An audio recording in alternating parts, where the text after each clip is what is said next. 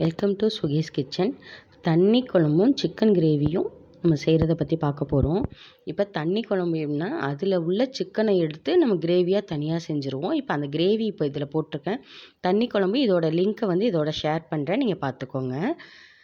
எப்போதும் போல தான் நம்ம மசாலாவுக்கு தேவையானது இது வந்து குழம்புக்கும் எடுத்துருக்குவோம், கிரேவிக்கும் எடுத்துக்குவேன்.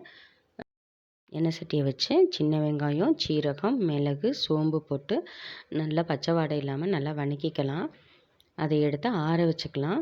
அப்புறம் நமக்கு தேவையான அளவு தேங்காய் எடுத்து இதில் எல்லாத்தையும் சேர்த்து மைய அரைச்சி எடுத்து வச்சுக்கணும்.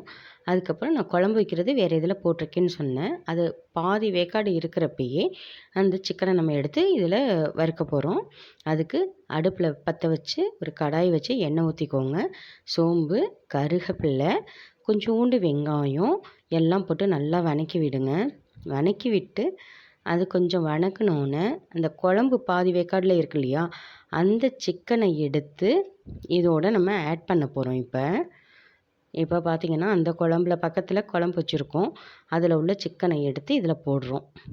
போட்டு இதை நல்லா கலந்து விடணும். நான் எல்லா சிக்கனையும் எடுத்துட்டேன். இதை நல்லா கலந்து விட்டு அதுக்கப்புறம் இதில் நம்ம அரைச்சி வச்சுருக்கோம் இல்லையா, அது குழம்புல எல்லா மசாலாவும் சேர்த்துருவோம். இது கொஞ்சோண்டு மட்டும் இதில் எடுத்து வச்சுருந்தேன், அதை இதோடு போட்டு ஆட் பண்ணி கொஞ்சம் மிளகாய்த்தூள்,